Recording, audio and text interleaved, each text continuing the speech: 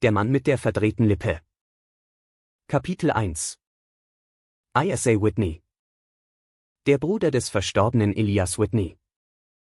Doktor der Theologie und Rektor des Theologischen Kollegs St. George's.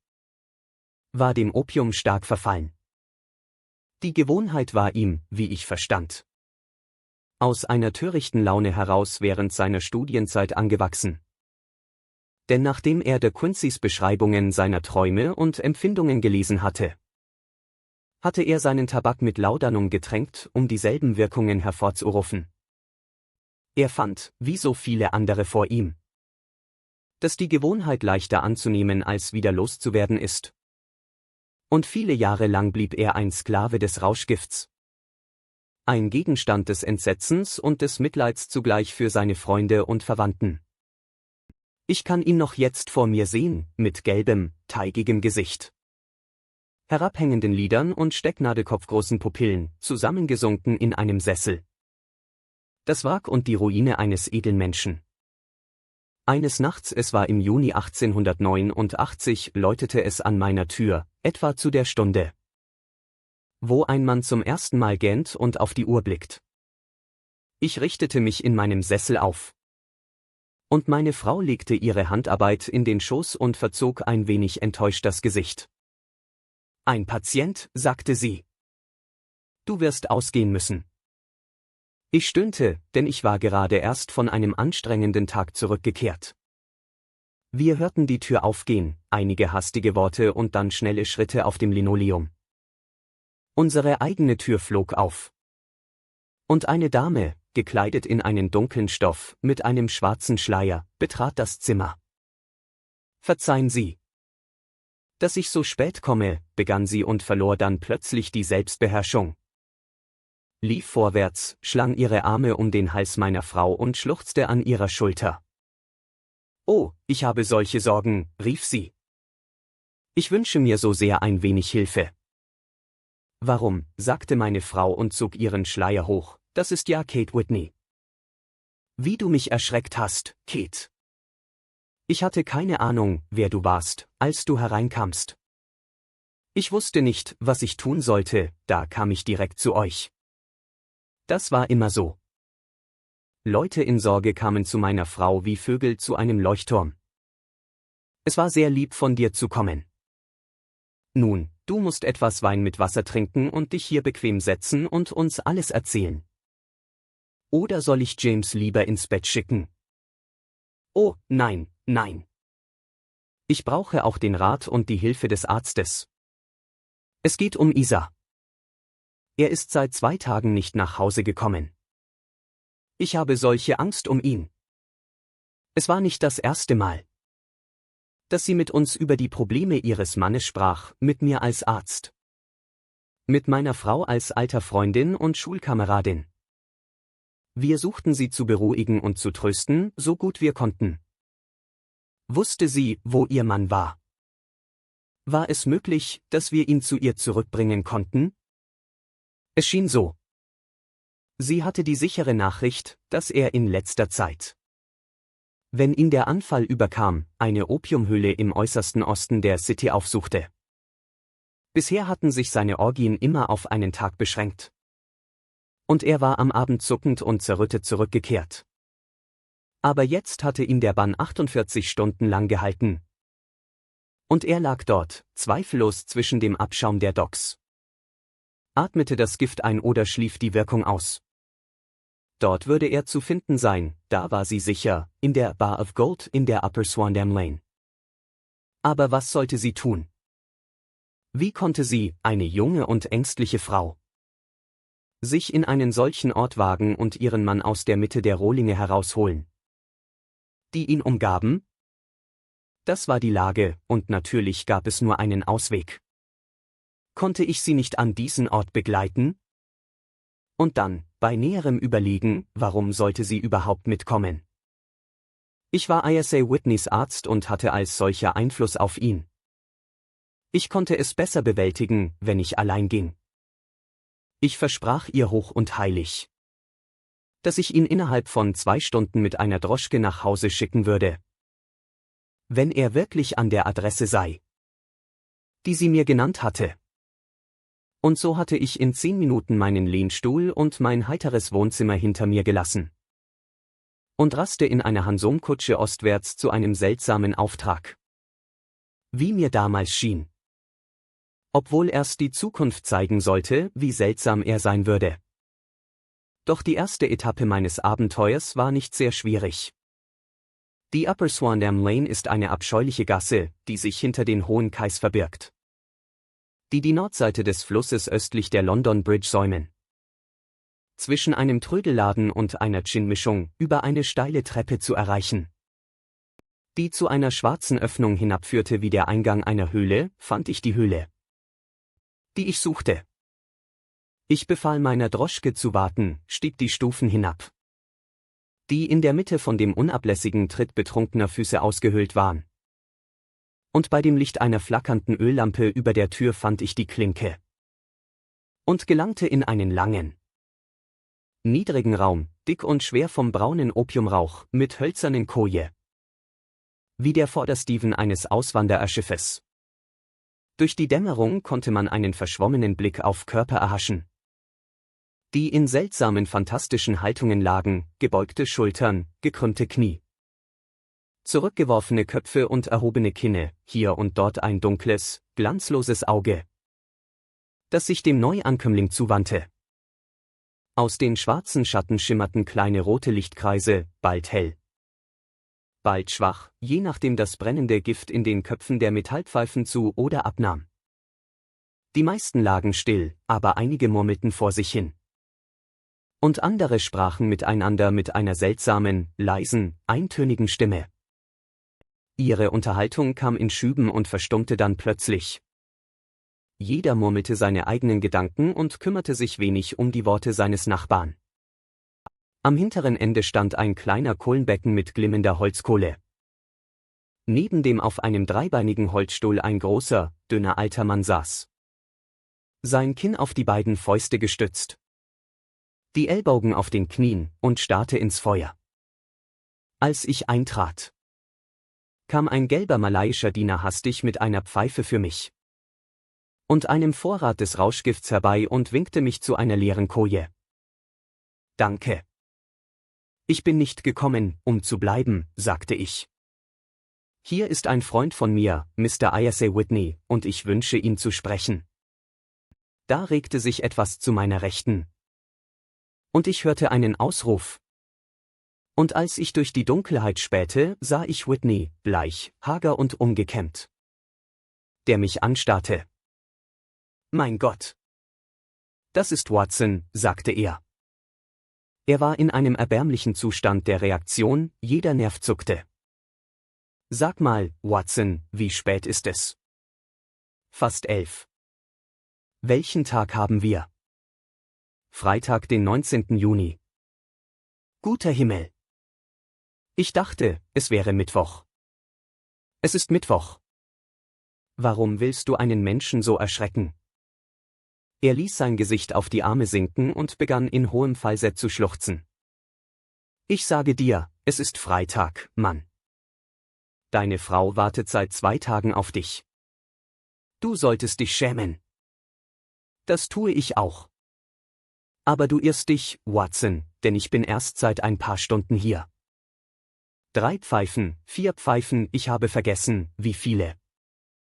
Aber ich werde mit dir nach Hause gehen. Ich will Kate nicht erschrecken, die arme kleine Kate. Gib mir deine Hand. Hast du eine Droschke?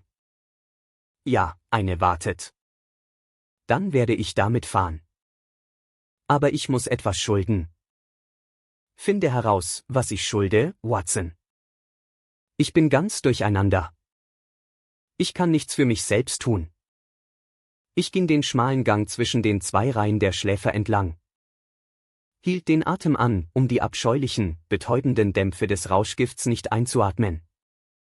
Und sah mich nach dem Wirt um. Als ich an dem großen Mann vorbeiging, der neben dem Kohlenbecken saß, fühlte ich plötzlich einen Zug an meinem Rock. Und eine leise Stimme flüsterte, gehen Sie an mir vorbei und sehen Sie sich dann nach mir um. Die Worte fielen mir deutlich ins Ohr. Ich blickte hinunter. Sie konnten nur von dem alten Mann an meiner Seite gekommen sein. Und doch saß er jetzt so vertieft da wie zuvor, sehr dünn, sehr runzlig. Vom Alter gebeugt, eine Opiumpfeife hing zwischen seinen Knien herab. Als wäre sie in purer Mattigkeit seinen Fingern entglitten. Ich machte 2 Schritte vorwärts und sah zurück. Es kostete mich all meine Selbstbeherrschung, nicht in einen Schrei der Überraschung auszubrechen. Er hatte sich umgedreht, so dass ihn niemand außer mir sehen konnte. Seine Gestalt hatte sich gefüllt, seine Runzeln waren verschwunden. Die matten Augen hatten ihr Feuer wiedergewonnen.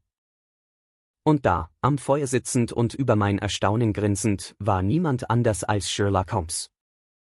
Er machte eine leichte Bewegung, ich solle zu ihm kommen, und sofort. Als er sein Gesicht wieder halb der Gesellschaft zuwandte, verfiel er wieder in eine zittrige, schlaffe Altersschwachsinnigkeit. »Holmes«, flüsterte ich. »Was um Himmels willen tust du in dieser Höhle?« »So leise wie möglich«, antwortete er. »Ich habe ausgezeichnete Ohren. Wenn Sie die große Güte haben wollten, Ihren betrunkenen Freund loszuwerden, wäre ich außerordentlich froh, ein wenig mit Ihnen sprechen zu können. Ich habe eine Droschke draußen. Dann bitte, schicken Sie ihn damit nach Hause. Sie können ihm unbesorgt vertrauen, denn er scheint zu schlaff zu sein, um noch etwas anzustellen. Ich empfehle Ihnen auch, dem Kutscher einen Zettel an Ihre Frau mitzugeben, dass Sie sich mit mir verbündet haben. Wenn Sie draußen warten, bin ich in 5 Minuten bei Ihnen.« Es war schwer, irgendeine Bitte Sherlock Holmes abzuschlagen. Denn sie waren stets so außerordentlich bestimmt. Und mit einer so ruhigen Art von Meisterschaft vorgebracht. Ich fühlte jedoch, dass meine Mission praktisch erfüllt war. Wenn Whitney erst einmal in die Droschke gesperrt war. Und für den Rest hätte ich nichts Besseres wünschen können, als mit meinem Freund bei einem jener seltsamen Abenteuer verbunden zu sein, die den Normalzustand seines Daseins ausmachten. In wenigen Minuten hatte ich meine Notiz geschrieben, Whitneys Rechnung bezahlt, ihn zur Droschke geführt und ihn in die Dunkelheit fahren sehen. Sehr bald darauf tauchte eine gebrechliche Gestalt aus der Opiumhülle auf. Und ich ging mit Sherlock Holmes die Straße hinunter. 2 Straßen lang schlurfte er mit gekrümmtem Rücken und unsicherem Schritt. Dann, nach einem schnellen Blick um sich, richtete er sich auf und brach in herzliches Gelächter aus. »Ich nehme an, Watson«, sagte er, »dass du glaubst, ich hätte dem Kokainspritzen nun auch das Opiumrauchen hinzugefügt. Und all die anderen kleinen Schwächen, mit denen du mich in deiner ärztlichen Weisheit beglückt hast. Ich war freilich überrascht, dich dort zu finden. Aber nicht mehr, als ich es war, dich zu finden. Ich kam, um einen Freund zu suchen. Und ich, um einen Feind zu suchen. Einen Feind. Ja, einen meiner natürlichen Feinde, oder, sagen wir, meine natürliche Beute. Kurz gesagt, Watson, ich bin mitten in einer sehr bemerkenswerten Untersuchung. Und ich hatte gehofft, in dem wirren Gerede dieser Säufer einen Anhaltspunkt zu finden. Wie ich es schon früher getan habe. Wenn man mich in jener Höhle erkannt hätte, wäre mein Leben keine Stunde mehr wert gewesen. Denn ich habe sie schon früher für meine Zwecke benutzt. Und der schurkische Lascar-Pilot, der sie betreibt, hat mir Rache geschworen. Da hinten in dem Gebäude, nahe der Ecke von Paul's Wharf, gibt es eine Falltür, die seltsame Geschichten erzählen könnte von dem, was an mondlosen Nächten durch sie hindurchgegangen ist. Was? Du meinst nicht etwa Leichen? Ach, Leichen, Watson. Wir wären reiche Leute, wenn wir für jeden armen Teufel, der in jener Höhle umgebracht wurde, 1000 Pfund hätten. Es ist die abscheulichste Mördergrube an der ganzen Flussseite. Und ich fürchte, Neville St. Clair ist hineingegangen, um sie nie wieder zu verlassen. Aber unsere Falle sollte hier sein. Er steckte 2 Finger zwischen die Zähne und pfiff scharf ein Signal, das mit einem ähnlichen Pfiff aus der Ferne beantwortet wurde, dem bald das Rasseln von Rädern und das Klappern von Pferdehufen folgten. Nun, Watson, sagte Holmes, als ein hoher Jagdwagen durch die Dunkelheit heranbrauste und 2 goldene Lichttunnel aus seinen Laternen warf. Du wirst mitkommen, nicht wahr? Wenn ich von Nutzen sein kann. Oh, ein treuer Gefährte ist immer von Nutzen, und ein Chronist noch mehr. Mein Zimmer in The Cedars ist ein Doppelzimmer. The Cedars? Ja, das ist Mr. St. Clairs Haus. Ich wohne dort, während ich die Untersuchung führe. Wo liegt es dann? In der Nähe von Lee in Kent. Wir haben eine Fahrt von 7 Meilen vor uns. Aber ich tappe völlig im Dunkeln. Das tust du allerdings. Du wirst gleich alles erfahren. Spring herauf. Schon gut, Jean, wir werden dich nicht brauchen. Hier ist eine halbe Krone. Erwarte mich morgen gegen 11. Lass sie laufen. Also dann. Er knallte mit der Peitsche. Und wir rasten durch die endlose Folge düsterer und verlassener Straßen, die sich allmählich weiteten, bis wir über eine breite, balustradengeschmückte Brücke flogen. Unter uns der trübe Fluss träge dahinfloss. Jenseits lag eine weitere trostlose Wildnis aus Ziegeln und Mörtel, deren Stille nur durch den schweren, regelmäßigen Schritt des Schutzmanns oder die Lieder und Rufe einer verspäteten Schar von Zechern unterbrochen wurde. Ein trüber Wolkenschleier trieb langsam über den Himmel. Und 1 oder 2 Sterne funkelten matt hier und da durch die Lücken der Wolken. Holmes fuhr schweigend, den Kopf auf die Brust gesenkt, mit der Miene eines in Gedanken Versunkenen. Während ich neben ihm saß, begierig zu erfahren, was diese neue Aufgabe sein mochte, die seine Kräfte so sehr in Anspruch zu nehmen schien, und doch ängstlich, den Fluss seiner Gedanken nicht zu stören. Wir waren einige Meilen gefahren und begannen an den Rand des Gürtels der Vorstadtvillen zu gelangen. Als er sich aufrüttelte, mit den Schultern zuckte und seine Pfeife anzündete mit der Miene eines Mannes, der sich überzeugt hat, dass er das Richtige tut. Du hast die große Gabe des Schweigens, Watson, sagte er. Das macht dich als Gefährten unschätzbar. Mein Wort, es ist eine große Sache für mich, jemanden zum Reden zu haben. Denn meine eigenen Gedanken sind nicht sehr angenehm. Ich überlegte gerade, was ich dieser lieben kleinen Frau heute Abend sagen soll, wenn sie mich an der Tür empfängt. Du vergisst, dass ich nichts davon weiß. Ich habe gerade noch Zeit, dir die Tatsachen des Falles zu erzählen, bevor wir nach Lee kommen. Er scheint lächerlich einfach, und doch kann ich irgendwie keinen Anhaltspunkt finden. Es gibt reichlich Faden, zweifellos, aber ich kann das Ende nicht in die Hand bekommen. Nun, ich will dir den Fall klar und bündig darlegen, Watson. Und vielleicht siehst du einen Funken, wo für mich alles dunkel ist. Dann lege los. Vor einigen Jahren, um genau zu sein, im Mai 1884, kam nach Lee ein Herr namens Neville St. Clair, der reichlich Geld zu haben schien. Er nahm eine große Villa, legte das Grundstück sehr hübsch an und lebte überhaupt in gutem Stil.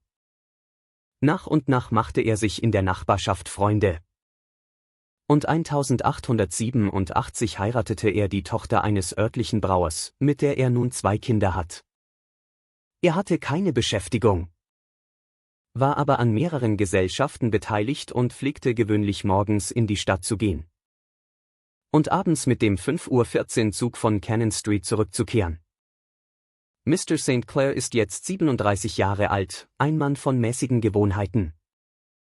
Ein guter Ehemann, ein sehr liebevoller Vater und ein Mann, der bei allen, die ihn kennen, beliebt ist. Ich kann hinzufügen, dass seine gesamten Schulden im Augenblick, soweit wir feststellen konnten, 88 Pfund 10 Schilling betragen, während er 220 Pfund Guthaben bei der Capital & Counties Bank hat. Es besteht also kein Grund zu der Annahme, dass Geldprobleme auf seinem Geist gelastet haben. Letzten Montag ging Mr. Neville St. Clair etwas früher als gewöhnlich in die Stadt und bemerkte vor seiner Abfahrt, dass er 2 wichtige Aufträge zu erledigen habe und dass er seinem kleinen Jungen einen Kasten Bausteine mitbringen würde.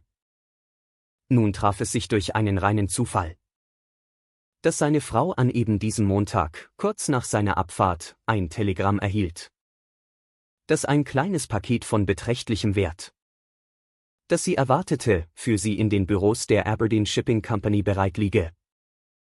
Nun, wenn Sie sich in London auskennen, werden Sie wissen, dass die Büros der Gesellschaft in der Fresno Street liegen, die von der Upper Swandamm Lane abzweigt, wo Sie mich heute Abend gefunden haben. Mrs. St. Clair aß zu Mittag, fuhr in die City, erledigte einige Einkäufe, begab sich zu den Büros der Gesellschaft, erhielt ihr Paket und befand sich genau um 4:35 Uhr auf dem Rückweg zum Bahnhof. Als sie die Swandamm Lane durchquerte, sind Sie mir bis hierher gefolgt. Es ist sehr klar. Wenn Sie sich erinnern, war Montag ein außerordentlich heißer Tag. Und Mrs. St. Clair ging langsam und sah sich um, in der Hoffnung, eine Droschke zu sehen. Denn die Gegend, in der sie sich befand, gefiel ihr nicht. Während sie so die Swandamm Lane entlang ging, hörte sie plötzlich einen Ausruf oder Schrei. Und es durchrieselte sie kalt, als sie ihren Mann erblickte, der auf sie herabsah und, wie es ihr schien, aus einem Fenster im 2. Stock zu ihr herunterwinkte. Das Fenster war offen, und sie sah deutlich sein Gesicht, das sie als fürchterlich aufgeregt beschreibt.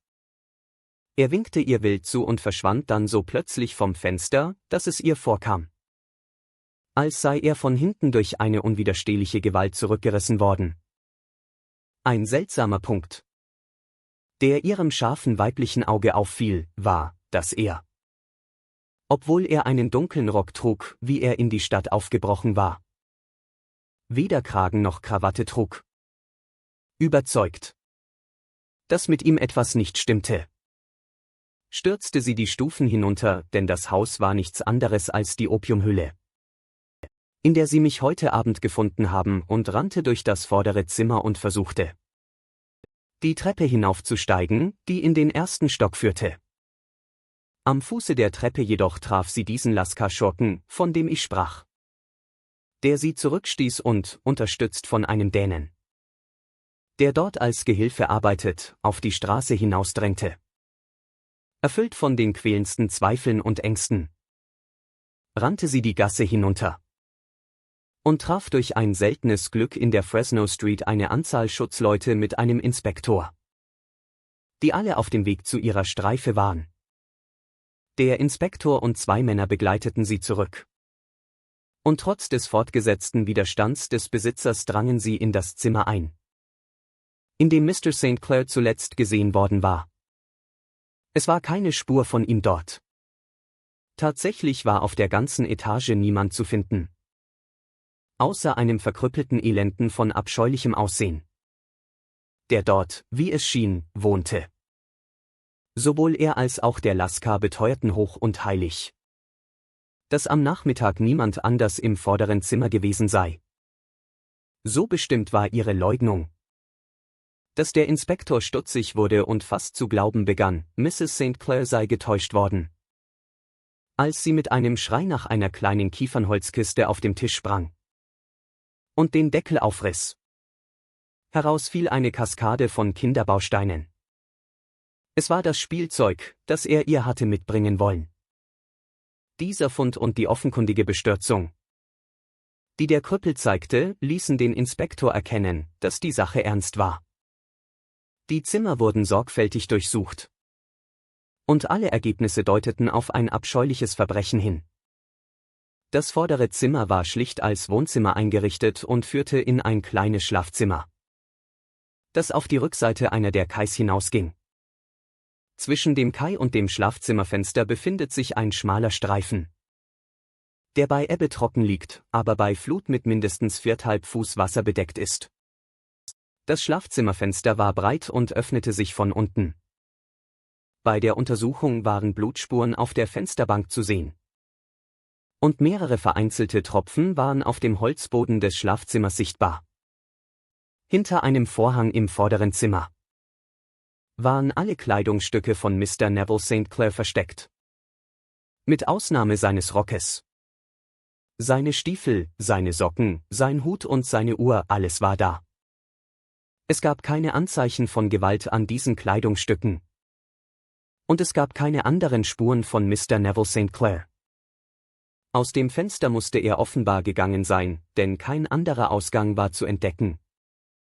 Und die ominösen Blutspuren auf der Fensterbank gaben wenig Hoffnung, dass er durch Schwimmen hätte entkommen können.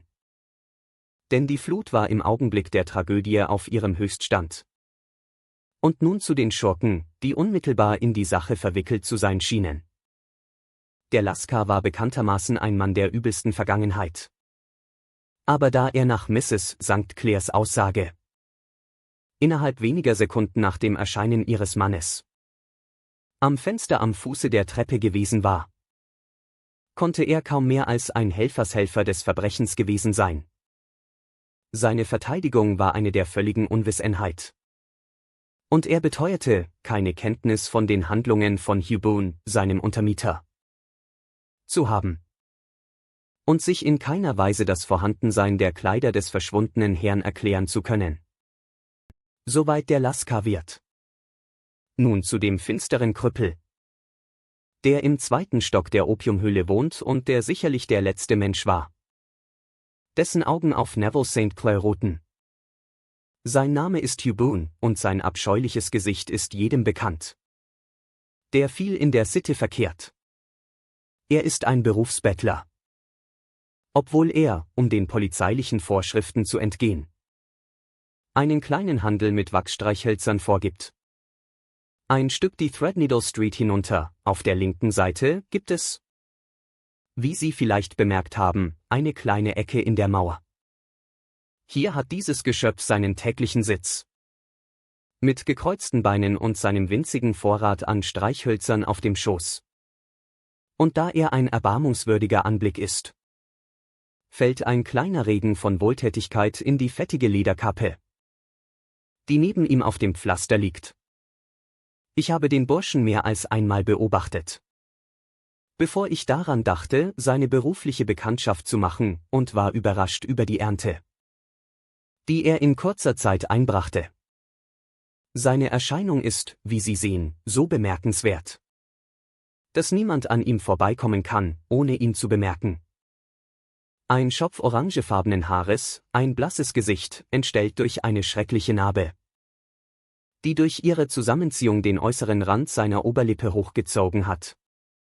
Ein bulliges Kinn und ein paar sehr durchdringender dunkler Augen, die einen seltsamen Gegensatz zu der Farbe seines Haares bilden. All das hebt ihn aus der allgemeinen Menge der Bettler heraus. Und ebenso sein Witz, denn er ist stets bereit mit einer Antwort auf jeden Spott, der ihm von den Passanten zugeworfen wird. Dies ist der Mann, von dem wir nun erfahren, dass er der Untermieter in der Opiumhöhle war und der letzte Mann, der den Herrn, nach dem wir suchen, gesehen hat. Aber ein Krüppel, sagte ich. Was hätte er allein gegen einen Mann im besten Alter ausrichten können?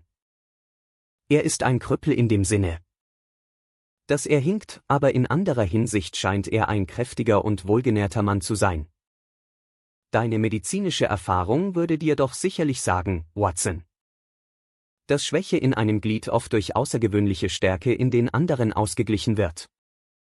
Bitte fahren Sie mit Ihrer Erzählung fort. Mrs. St. Clair war beim Anblick des Blutes am Fenster in Ohnmacht gefallen und wurde von der Polizei in einer Droschke nach Hause gebracht, da ihre Anwesenheit bei ihren Untersuchungen nicht helfen konnte. Inspektor Barton, der den Fall übernommen hatte, durchsuchte die Räumlichkeiten sehr sorgfältig, fand aber nichts, was Licht in die Sache bringen konnte.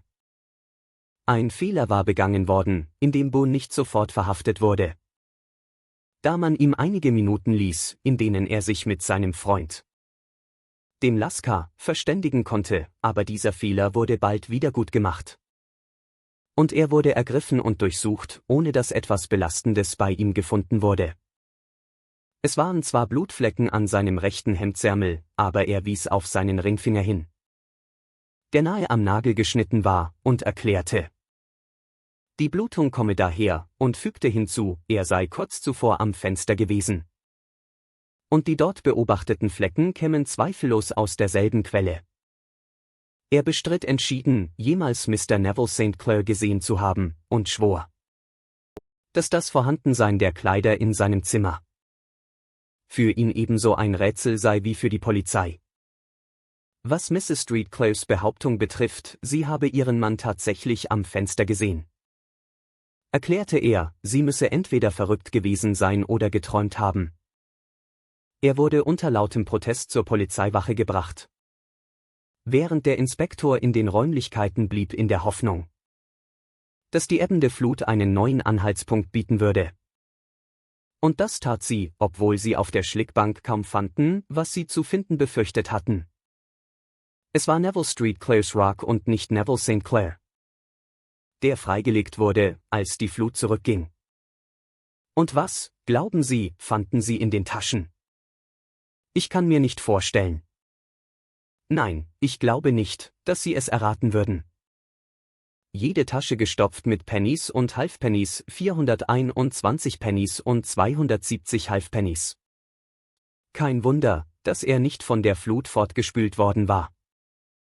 Aber ein menschlicher Körper ist eine andere Sache. Zwischen dem Kai und dem Haus ist ein heftiger Wirbel.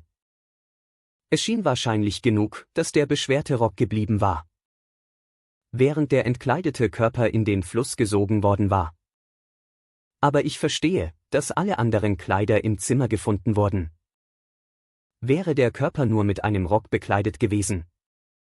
Nein, mein Herr, aber die Tatsachen ließen sich leicht genug erklären. Angenommen, dieser Mann Boone hätte Neville St. Clair durch das Fenster gestoßen. Es gibt kein menschliches Auge, das die Tat hätte sehen können. Was würde er dann tun? Es würde ihm natürlich sofort einfallen, dass er die verräterischen Kleidungsstücke loswerden müsse. Er würde dann den Rock ergreifen und im Begriff sein, ihn hinauszuwerfen. Als ihm einfiele, dass er schwimmen und nicht sinken würde. Er hat wenig Zeit, denn er hat das Handgemenge unten gehört, als die Frau versuchte, sich den Weg nach oben zu erzwingen. Und vielleicht hat er bereits von seinem Lascar-Komplizen erfahren, dass die Polizei die Straße heraufkommt. Es ist keine Sekunde zu verlieren. Er stürzt zu einem geheimen Versteck, wo er die Früchte seines Bettelns angesammelt hat, und stopft alle Münzen, deren er habhaft werden kann, in die Taschen, um sicherzugehen, dass der Rock sinkt. Er wirft ihn hinaus und hätte dasselbe mit den anderen Kleidungsstücken getan, wenn er nicht das Herannahen von Schritten unten gehört hätte und nur eben Zeit gehabt hätte, das Fenster zu schließen, als die Polizei erschien. Das klingt freilich möglich. Nun, wir wollen es als Arbeitshypothese nehmen, da wir keine bessere haben. Boone, wie ich Ihnen sagte, wurde verhaftet und auf die Wache gebracht. Aber es konnte nicht gezeigt werden, dass je etwas gegen ihn vorgelegen hatte. Er war seit Jahren als Berufsbettler bekannt. Aber sein Leben schien ein sehr ruhiges und unschuldiges gewesen zu sein. So steht die Sache im Augenblick, und die Fragen, die zu lösen sind, was Neville St. Clair in der Opiumhöhle zu schaffen hatte, was ihm dort zustieß, wo er jetzt ist und was Hugh Boone mit seinem Verschwinden zu tun hat, sind alle so ungelöst wie je. Ich gestehe, dass ich mich keines Falles in meiner Erfahrung erinnern kann, der auf den ersten Blick so einfach aussah und doch solche Schwierigkeiten bot. Während Sherlock Holmes diese seltsame Reihe von Ereignissen im Detail erzählte, waren wir durch die Außenbezirke der großen Stadt gerast, bis die letzten vereinzelten Häuser hinter uns lagen. Und wir ratterten dahin, mit einer Hecke zu beiden Seiten. Gerade als er geendet hatte, fuhren wir jedoch durch zwei verstreute Dörfer, wo noch ein paar Lichter in den Fenstern schimmerten. Wir sind am Rande von Lee, sagte mein Gefährte. Wir haben auf unserer kurzen Fahrt 3 englische Grafschaften berührt. Angefangen in Middlesex, über einen Winkel von Surrey und endend in Kent. Sehen Sie jenes Licht zwischen den Bäumen? Das ist The Cedars, und neben jener Lampe sitzt eine Frau. Deren ängstliche Ohren, daran habe ich keinen Zweifel. Bereits das Klappern unserer Pferdehufe gehört haben. Aber warum führen Sie den Fall nicht von der Baker Street aus, fragte ich. Weil viele Erkündigungen hier draußen gemacht werden müssen. Mrs. St. Clair hat mir freundlicherweise 2 Zimmer zur Verfügung gestellt. Und Sie können versichert sein, dass sie für meinen Freund und Kollegen nur einen Willkommensgruß haben wird. Ich habe einen Abscheu davor, Sie zu treffen, Watson, wenn ich keine Nachricht von Ihrem Mann habe. Da sind wir. Wo? Wir hielten vor einer großen Villa, die inmitten ihres eigenen Grundstücks stand. Ein Stallbursche war an den Kopf des Pferdes gelaufen. Und ich sprang hinunter und folgte Holmes den kleinen, gewundenen Kiesweg hinauf, der zum Haus führte. Als wir uns näherten, flog die Tür auf. Und eine kleine blonde Frau stand in der Öffnung, gekleidet in eine Art leichte Mausseline de Säue. Mit einem Hauch flaumigen rosa Chiffons an Hals und Handgelenken. Sie stand mit ihrer Silhouette gegen die Flut des Lichts, eine Hand an der Tür. Die andere halb erhoben in ihrer Erwartung. Den Körper leicht gebeugt, Kopf und Gesicht vorgestreckt. Mit erwartungsvollen Augen und geöffneten Lippen, eine stehende Frage. »Na«, rief sie, »na«. Und dann, als sie sah, dass wir zu zweit waren, stieß sie einen Hoffnungsschrei aus, der in ein Stöhnen überging, als sie sah, dass mein Gefährte den Kopf schüttelte und die Achseln zuckte. Keine gute Nachricht. Keine schlechte. Nein. Gott sei Dank dafür. Aber kommen Sie herein. Sie müssen müde sein, denn Sie haben einen langen Tag gehabt. Das ist mein Freund, Dr. Watson. Er ist mir bei mehreren meiner Fälle von größter Hilfe gewesen. Und ein glücklicher Zufall hat es mir möglich gemacht, ihn mitzubringen und an dieser Untersuchung zu beteiligen. Es freut mich sehr, Sie zu sehen, sagte sie und drückte mir herzlich die Hand. Sie werden, da bin ich sicher, alles verzeihen, was an unseren Vorkehrungen mangelt. Wenn Sie bedenken, welcher Schlag uns so plötzlich getroffen hat. Meine gnädige Frau, sagte ich bin ein alter Kriegsmann. Und wenn ich es nicht wäre, sehe ich doch sehr wohl ein, dass keine Entschuldigung nötig ist. Wenn ich Ihnen oder meinem Freund hier irgendwie helfen kann, werde ich wirklich glücklich sein. Nun, Mr. Sherlock Holmes, sagte die Dame, als wir ein hell erleuchtetes Speisezimmer betraten, auf dessen Tisch ein kaltes Abendessen aufgetragen war. Ich möchte Ihnen sehr gerne eine oder 2 einfache Fragen stellen, auf die ich bitte, dass Sie mir eine einfache Antwort geben. Gewiss, gnädige Frau. Machen Sie sich keine Sorgen um meine Gefühle. Ich bin nicht hysterisch und neige nicht zu Ohnmachten. Ich möchte nur Ihre wirkliche Meinung hören. Zu welchem Punkt glauben Sie im Innersten Ihres Herzens, dass Neville lebt? Sherlock Holmes schien durch die Frage verlegen zu sein. Ganz offen, jetzt, wiederholte sie, stand auf dem Teppich und sah ihn scharf an, während er sich in einem Korbstuhl zurücklehnte. Ganz offen, gnädige Frau, dann tue ich es nicht. Sie glauben, er ist tot. Das glaube ich. Ermordet. Das sage ich nicht. Vielleicht. Und an welchem Tag starb er? Am Montag. Vielleicht, Mr. Holmes, werden Sie dann so freundlich sein, mir zu erklären, wie es kommt, dass ich heute einen Brief von ihm erhalten habe. Sherlock Holmes sprang aus seinem Stuhl, wie von einem elektrischen Schlag getroffen. Was, brüllte er. Ja, heute. Sie stand lächelnd da und hielt ein kleines Stück Papier in die Luft. Darf ich es sehen? Gewiss. Er riss es ihr begierig aus der Hand, glättete es auf dem Tisch, rückte die Lampe heran und betrachtete es aufmerksam. Ich hatte meinen Stuhl verlassen und sah ihm über die Schulter.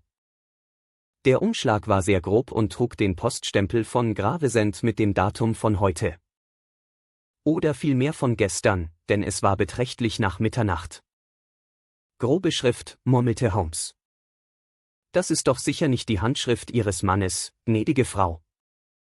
Nein, aber der Inhalt. Ich bemerke auch, dass derjenige, der den Umschlag adressierte, erst nach der Adresse fragen gehen musste.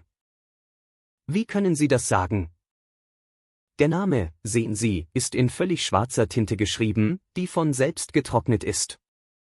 Der Rest hat die gräuliche Farbe, die zeigt, dass Löschpapier benutzt wurde. Wenn es gleich aufgeschrieben und dann gelöscht worden wäre, wäre keins von einem tiefen Schwarz. Dieser Mann hat den Namen geschrieben und dann eine Pause gemacht. Bevor er die Adresse schrieb, was nur bedeuten kann, dass ihm die Adresse nicht vertraut war. Es ist natürlich eine Kleinigkeit, aber nichts ist so wichtig wie Kleinigkeiten. Sehen wir nun den Brief an. Ha! Hier war eine Beilage. Ja, da war ein Ring. Sein Siegelring. Und Sie sind sicher, dass dies die Handschrift Ihres Mannes ist? Eine seiner Handschriften. Eine. Seine Handschrift, wenn er hastig schreibt. Sie ist sehr verschieden von seiner gewöhnlichen Schrift, und doch kenne ich sie gut. Liebste, hab keine Angst. Alles wird gut. Ein großer Irrtum liegt vor, zu dessen Berichtigung es einige Zeit bedürfen mag. Harre in Geduld. Neville. Geschrieben mit Bleistift auf dem Vorsatzblatt eines Buches, Oktavformat, ohne Wasserzeichen. Heute in Gravesend aufgegeben von einem Mann mit schmutzigem Daumen. Ha!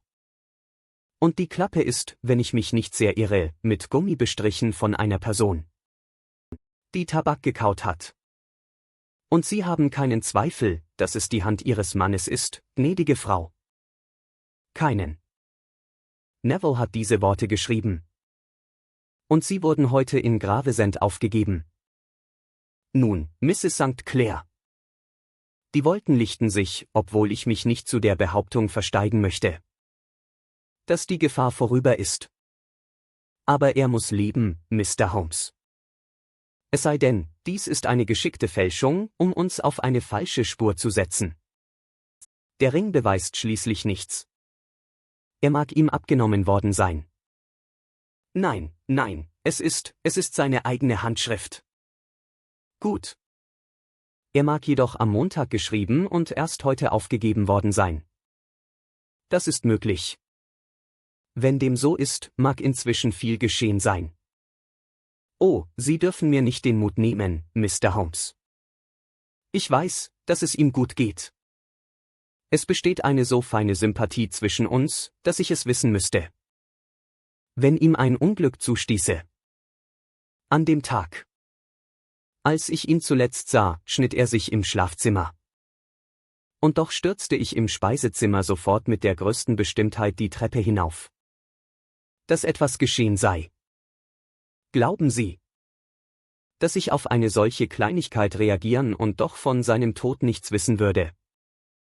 Ich habe zu viel gesehen, um nicht zu wissen, dass der Eindruck einer Frau wertvoller sein kann als die Schlussfolgerung eines analytischen Denkers. Und in diesem Brief haben Sie gewiss ein sehr starkes Beweisstück, das Ihre Ansicht stützt. Aber wenn Ihr Mann lebt und imstande ist, Briefe zu schreiben, warum bleibt er dann von Ihnen fort? Ich kann es mir nicht vorstellen. Es ist undenkbar. Und am Montag machte er vor seiner Abreise keine Bemerkungen. Nein. Und Sie waren überrascht, ihn in der Swandam Lane zu sehen. Sehr. War das Fenster offen? Ja. Dann könnte er Sie gerufen haben. Das könnte er. Er gab, wie ich verstehe, nur einen unartikulierten Schrei von sich. Ja. Sie dachten, es sei ein Hilferuf. Ja. Er winkte mit den Händen. Aber es könnte ein Schrei der Überraschung gewesen sein. Die Verblüffung über das unerwartete Sehen ihrer könnte ihn veranlasst haben, die Hände zu heben. Es ist möglich. Und sie glaubten, er würde zurückgezogen. Er verschwand so plötzlich. Er könnte zurückgesprungen sein. Sie haben niemand anderen im Zimmer gesehen. Nein, aber dieser abscheuliche Mann gestand, dort gewesen zu sein. Und der Lasker war am Fuße der Treppe. Ganz recht. Ihr Mann hatte, soweit sie sehen konnten, seine gewöhnlichen Kleider an. Aber ohne Kragen oder Krawatte. Ich sah deutlich seinen nackten Hals. Hat er jemals von der Swandam Lane gesprochen? Niemals. Hat er jemals Anzeichen gezeigt, dass er Opium nahm? Niemals. Danke, Mrs. St. Clair. Das sind die Hauptpunkte, über die ich völlig klar sein wollte. Wir werden nun ein wenig Abendbrot essen und uns dann zurückziehen. Denn wir haben morgen vielleicht einen sehr beschäftigten Tag. Ein großes und bequemes Doppelzimmer war uns zur Verfügung gestellt worden. Und ich war schnell zwischen den Laken, denn ich war müde von meiner Nacht des Abenteuers. Sherlock Holmes war jedoch ein Mann. Der, wenn er ein ungelöstes Problem im Kopf hatte, tagelang, ja sogar eine Woche lang ohne Ruhe auskommen konnte, es hin und her drehend. Seine Tatsachen neu ordnend, es von jedem Gesichtspunkt aus betrachtend. Bis er es entweder ergründet hatte oder sich überzeugt, dass seine Daten unzureichend waren. Bald wurde mir klar, dass er sich jetzt auf eine Nachtwache vorbereitete. Er zog Rock und Weste aus, zog einen großen blauen Morgenrock an und wanderte dann im Zimmer umher. Um Kissen von seinem Bett und Polster von Sofa und Sesseln zusammenzutragen. Mit diesen errichtete er eine Art orientalischen Divan, auf dem er sich mit gekreuzten Beinen niederließ. Eine Unze Tabak und eine Streichholzschachtel vor sich ausgebreitet. Bei dem matten Licht der Lampe sah ich ihn dort sitzen, eine alte Bruyere-Pfeife zwischen den Lippen. Die Augen leer auf die Zimmerecke gerichtet. Der blaue Rauch kräuselte sich von ihm empor, schweigend, regungslos. Das Licht auf seinen kräftigen, adlergesichtigen Zügen. So saß er, als ich einschlief, und so saß er. Als mich ein plötzlicher Ausruf aufweckte und ich die Sommersonne in das Zimmer scheinen fand. Die Pfeife steckte noch zwischen seinen Lippen. Der Rauch kräuselte sich noch empor, und das Zimmer war voll von einem dichten Tabaknebel. Aber nichts war übrig von dem Haufen Schak, den ich in der vergangenen Nacht gesehen hatte. »Wach, Watson?« fragte er. »Ja.« »Lust auf eine Morgenfahrt?« »Gewiss.« »Dann zieh dich an. Es regt sich noch niemand, aber ich weiß, wo der Stallbursche schläft. Und wir werden bald den Wagen haben.« Er kicherte in sich hinein. Während er sprach, seine Augen blitzten. Und er schien ein anderer Mensch zu sein als der düstere Denker der vergangenen Nacht. Als ich mich anzog, warf ich einen Blick auf meine Uhr. Es war kein Wunder, dass sich niemand regte. Es war 25 Minuten nach 4. Ich war kaum fertig, als Holmes mit der Nachricht zurückkam, dass der Junge den Pferd einspanne. »Ich will eine kleine Theorie von mir prüfen«, sagte er, während er seine Stiefel anzog. »Ich glaube, Watson, dass du jetzt vor einem der größten Dummköpfe Europas stehst. Ich verdiene es, von hier bis Charing Cross getreten zu werden. Aber ich glaube, ich habe jetzt den Schlüssel zu der Sache.« »Und wo ist er?« fragte ich lächelnd. »Im Badezimmer«, antwortete er. »Oh, ja, ich scherze nicht«, fuhr er fort, als er meinen ungläubigen Blick sah. »Ich bin gerade dort gewesen, und ich habe ihn herausgeholt, und ich habe ihn in dieser Reisetasche. Komm, mein Junge, und wir werden sehen, ob er nicht ins Schloss passt.« Wir gingen so leise wie möglich die Treppe hinunter und hinaus in den hellen Morgensonnenstrahl. Auf der Straße stand unser Pferd und Wagen, der halb bekleidete Stallbursche hielt den Kopf. Wir sprangen beide hinein, und fort rasten wir die London Road entlang.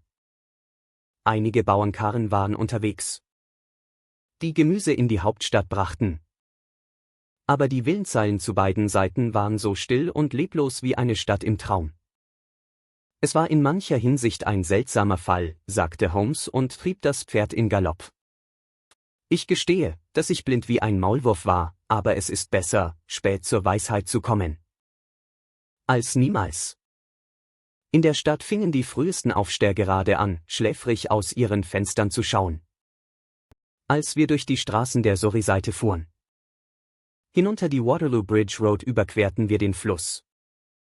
Und die Wellington Street hinauf bogen wir scharf nach rechts und befanden uns in der Bow Street. Sherlock Holmes war bei der Polizei gut bekannt, und die beiden Schutzleute an der Tür grüßten ihn. Der eine hielt den Kopf des Pferdes, während der andere uns hineinführte. »Wer hat Dienst?« fragte Holmes. »Inspektor Bradstreet, mein Herr.« »Ah, Bradstreet, wie geht es Ihnen?« Ein großer, dicker Beamter war den mit Steinplatten belegten Gang herabgekommen. Mit einer Kegelmütze und einer besetzten Jacke. »Ich wünsche ein vertrauliches Wort mit Ihnen, Bradstreet.« »Gewiss, Mr. Holmes.« »Treten Sie hier in mein Zimmer.« Es war ein kleiner, büroähnlicher Raum mit einem großen Hauptbuch auf dem Tisch und einem Telefon an der Wand. Der Inspektor setzte sich an seinen Schreibtisch.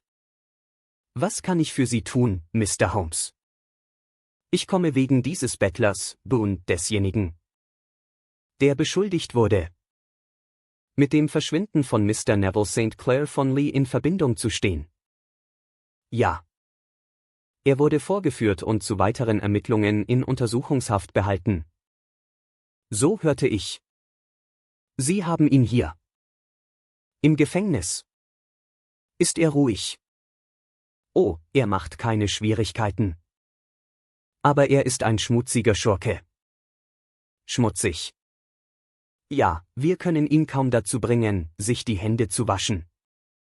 Und sein Gesicht ist schwarz wie das eines Kesselflickers. Nun, wenn sein Fall einmal erledigt ist, wird er ein richtiges Gefängnisbad bekommen, und ich glaube, wenn Sie ihn sehen, würden Sie mir zustimmen, dass er es nötig hat.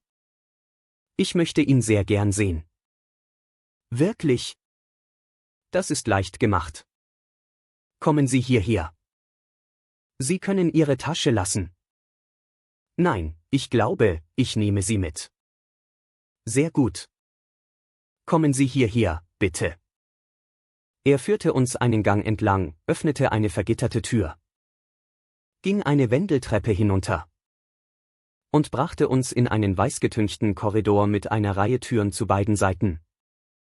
»Die dritte rechts ist seine«, sagte der Inspektor. »Hier ist sie.« Er schob leise ein Panel im oberen Teil der Tür zurück und spähte hindurch. »Er schläft«, sagte er. »Sie können ihn sehr gut sehen.« Wir beide legten unsere Augen an das Gitter. Der Gefangene lag mit dem Gesicht zu uns in sehr tiefem Schlaf, atmete langsam und schwer. Er war ein mittelgroßer Mann, grob gekleidet, wie es sich für sein Gewerbe gehörte. Ein buntes Hemd hing durch einen Riss in seinem zerlumpten Rock. Er war, wie der Inspektor gesagt hatte, äußerst schmutzig, aber der Schmutz, der sein Gesicht bedeckte, konnte dessen abstoßende Hässlichkeit nicht verbergen. Eine breite Spur einer alten Narbe zog sich quer über das Gesicht von einem Auge bis zum Kinn und hatte durch ihre Zusammenziehung eine Seite der Oberlippe hochgezogen, so dass 3 Zähne in einem ewigen Grinsen entblößt waren. Ein Schopf von sehr hellem roten Haar hing tief über Augen und Stirn. »Ein schöner, nicht wahr?«, sagte der Inspektor. »Er braucht gewiss eine Wäsche«, bemerkte Holmes. Ich hatte die Idee, dass das sein könnte, und ich nahm mir die Freiheit, das Werkzeug mitzubringen. Er öffnete die Reisetasche und nahm, zu meinem Erstaunen, einen sehr großen Badeschwamm heraus. »He, he. Sie sind ein spaßiger Vogel«, kicherte der Inspektor. »Wenn Sie nun die große Güte haben wollten, jene Tür ganz leise zu öffnen, werden wir ihn bald zu einer viel respektableren Figur machen.« »Nun, ich weiß nicht, warum nicht«, sagte der Inspektor. »Er macht der Bow Street Zelle keine Ehre, nicht wahr?« Er steckte den Schlüssel ins Schloss, und wir alle traten ganz leise in die Zelle. Der Schläfer drehte sich halb um und sank dann wieder in tiefen Schlaf. Holmes beugte sich über den Wasserkrug. befeuchtete seinen Schwamm und rieb ihn dann zweimal kräftig über das Gesicht des Gefangenen. Und hinunter. »Erlauben Sie mir«, rief er, »Ihnen Mr. Neville St. Clair von Lee in der Grafschaft Kent vorzustellen. Nie in meinem Leben habe ich einen solchen Anblick gesehen.« Das Gesicht des Mannes löste sich unter dem Schwamm wie die Rinde von einem Baum. Weg war der grobe braune Teint. Weg war auch die schreckliche Narbe, die es durchzogen hatte, und die verdrehte Lippe, die dem Gesicht das widerwärtige Grinsen gegeben hatte. Ein Ruck brachte das verfilzte rote Haar herunter. Und da saß in seinem Bett aufgerichtet ein blasser, traurig aussehender, vornehm wirkender Mann, schwarzhaarig und glatthäutig. Rieb sich die Augen und starrte mit schläfriger Verwirrung um sich. Dann, als ihm plötzlich die Bloßstellung klar wurde, brach er in einen Schrei aus und warf sich mit dem Gesicht ins Kissen. »Großer Himmel«, rief der Inspektor, »das ist ja wirklich der verschwundene Mann. Ich kenne ihn von der Fotografie.« Der Gefangene wandte sich mit der kühnen Art eines Mannes, der sich seinem Schicksal ergibt. »Mag sein«, sagte er. »Und wessen werde ich, bitte, beschuldigt?« »Des Mordes an Mr. Neville St. Oh, kommen Sie. Dessen können Sie nicht beschuldigt werden, es sei denn. Man macht daraus einen Fall von versuchtem Selbstmord«, sagte der Inspektor grinsend. »Nun, ich bin 27 Jahre bei der Polizei. Aber das schlägt wirklich dem Fass den Boden aus. Wenn ich Mr. Neville St. Clair bin, dann liegt es auf der Hand, dass kein Verbrechen begangen wurde und dass ich daher widerrechtlich festgehalten werde. Kein Verbrechen, aber ein sehr großer Irrtum ist begangen worden«, sagte Holmes. »Sie hätten besser daran getan, Ihrer Frau zu vertrauen.« »Es war nicht die Frau, es waren die Kinder«, stöhnte der Gefangene. »Gott helfe mir, ich wollte nicht, dass Sie sich Ihres Vaters schämen. Mein Gott! Was für eine Bloßstellung!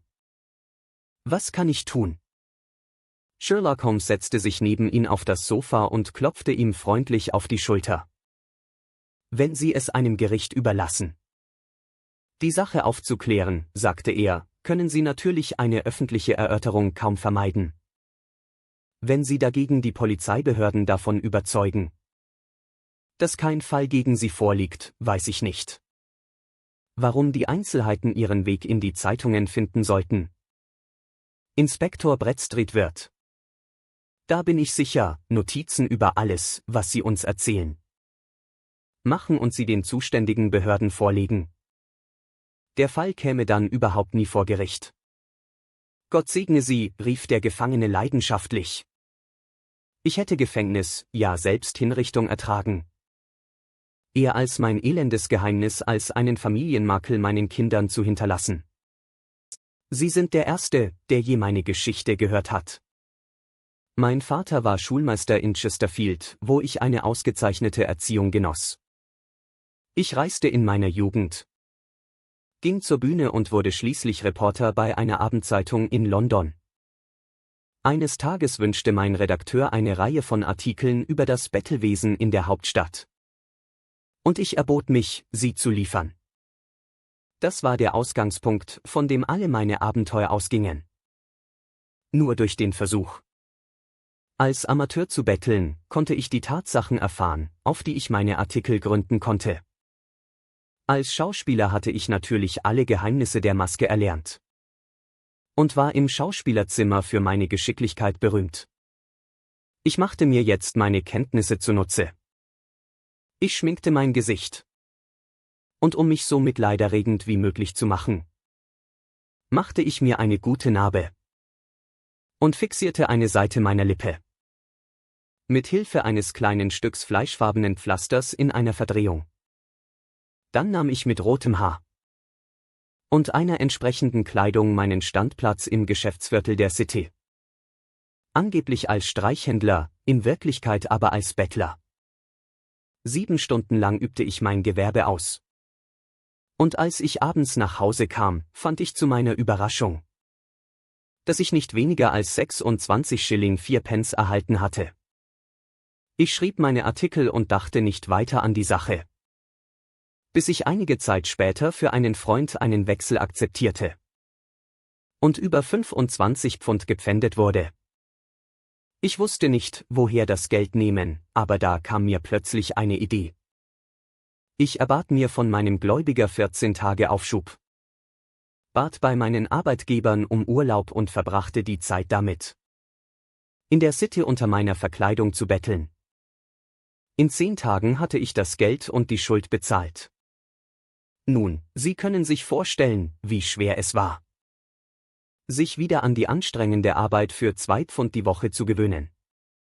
Wenn ich wusste, dass ich an einem Tag ebenso viel verdienen konnte, indem ich mein Gesicht mit ein wenig Schminke bestrich, meine Mütze auf den Boden legte und still saß. Es war ein langer Kampf zwischen meinem Stolz und dem Geld, aber der Dollar siegte schließlich.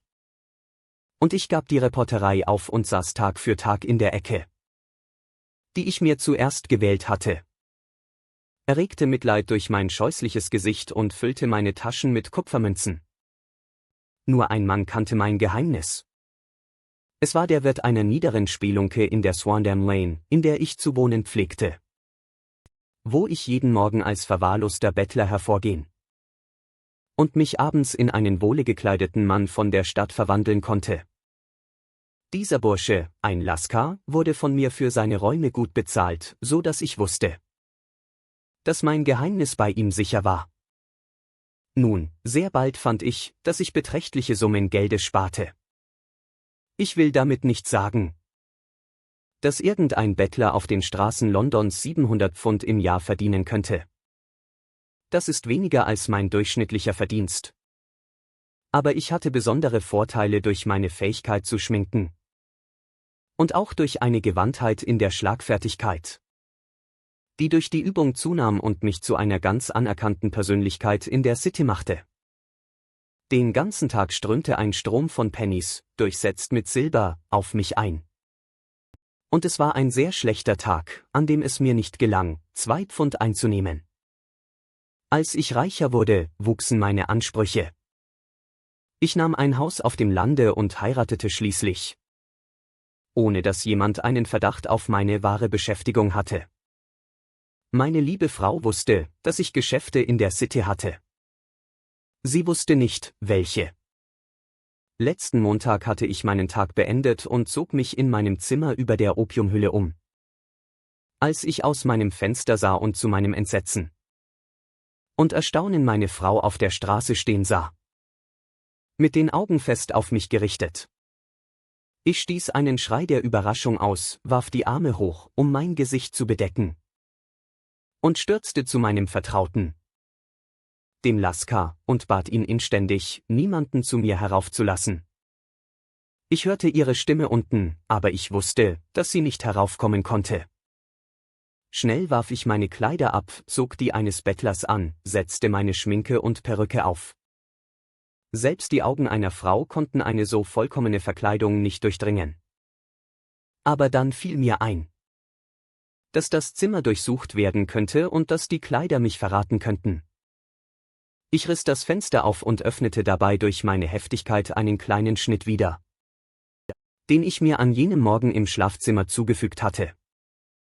Dann ergriff ich meinen Rock, der durch die Kupfermünzen beschwert war, die ich soeben aus dem Ledersack, in dem ich meine Einnahmen trug, hineingetan hatte.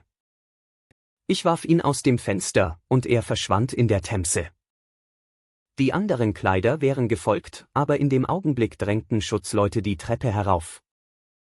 Und wenige Minuten später fand ich gestehe es, zu meiner Erleichterung, dass ich, anstatt als Mr. Neville St. Clair erkannt zu werden, als sein Mörder verhaftet wurde.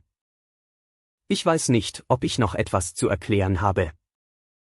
Ich war entschlossen, meine Verkleidung so lange wie möglich aufrecht zu erhalten.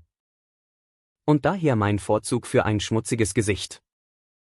Da ich wusste, dass meine Frau fürchterlich in Sorge sein würde, streifte ich mir meinen Ring ab und vertraute ihn in einem Augenblick, wo kein Schutzmann mich beobachtete, dem Lascar an, zusammen mit einer hastig hingeworfenen Nachricht, dass sie keine Ursache zur Furcht habe.